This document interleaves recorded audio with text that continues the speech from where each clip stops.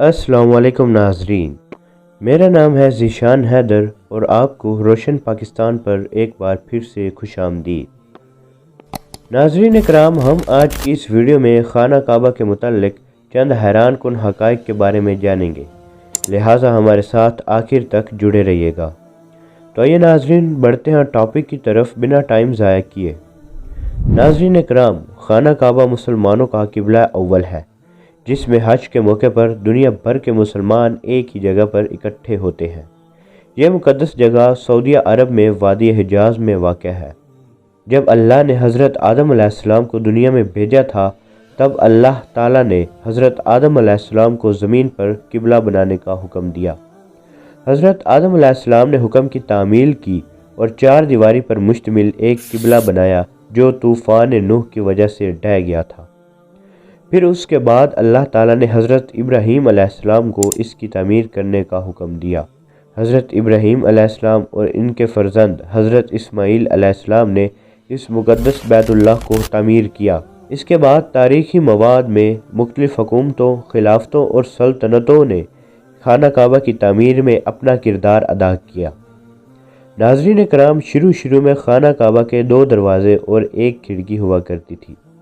خانہ کعبہ کے 2 دروازے میں سے ایک دروازہ داخل ہونے کا اور ایک دروازہ خارج ہونے کا تھا، جو ہفتہ میں 2 دفعہ کھولا جاتا تھا۔ ان دنوں میں عام سے عام لوگ بھی خانہ کعبہ کے اندر داخل ہو جایا کرتے تھے، لیکن اب خانہ کعبہ کا دروازہ سال بھر میں صرف 2 بار کھولا جاتا ہے، اور بڑے سے بڑا آدمی یا کوئی حکمران ہی خانہ کعبہ کے اندر داخل ہو کر عبادت کر سکتا ہے۔ ناظرین، ہمیں خانہ کعبہ کو صرف کالے غلاف اور سنہری دھاگوں میں دیکھنے کی عادت ہو گئی ہے، اس کے علاوہ کوئی اور رنگ ہمیں نہیں پاتا، لیکن آپ کو بتاتا چلوں کہ پرانے وقتوں کے حکمران ہر دور میں خانہ کعبہ کے غلاف کا رنگ بدلتے رہے ہیں۔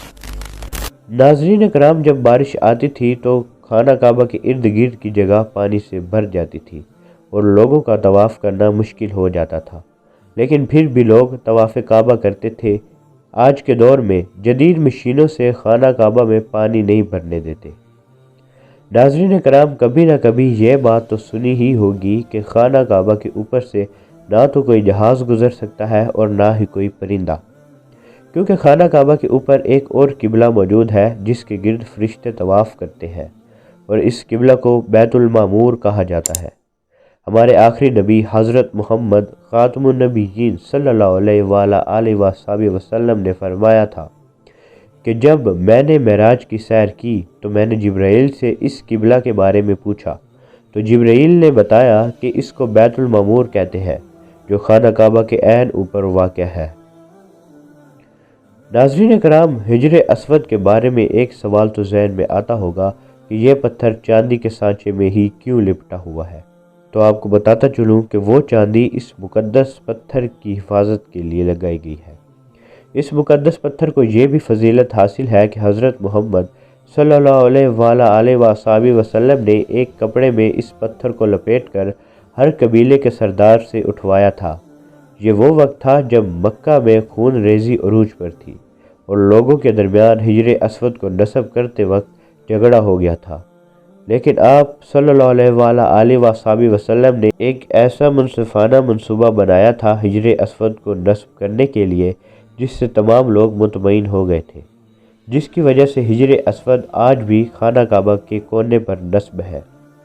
ناظرین اکرام، خانہ کعبہ کی چابیاں بنو شیبہ کے قبیلے میں حضرت عثمان بن طلحہ کو سونپ دی گئی، جو روایت کے مطابق انہی قبیلے میں نسل در نسل منتقل ہوتی گئی۔ ناظرین اکرام، اس کے بعد ایک اور بات بتاتا چلوں کہ خانہ کعبہ کی آخری تعمیر 1996 میں کی گئی تھی، جس کے بعد قبلہ اول کو دوبارہ تعمیر نہ کیا جا سکا اور خانہ کعبہ کی چھت بھی اسی وقت بنائی گئی تھی۔ ناظرین، امید کرتا ہوں کہ یہ ویڈیو آپ کو انفارمیٹیو لگی ہوگی۔ ملتے ہیں اگلی شاندار ویڈیو میں، تب تک کے لیے اللہ حافظ۔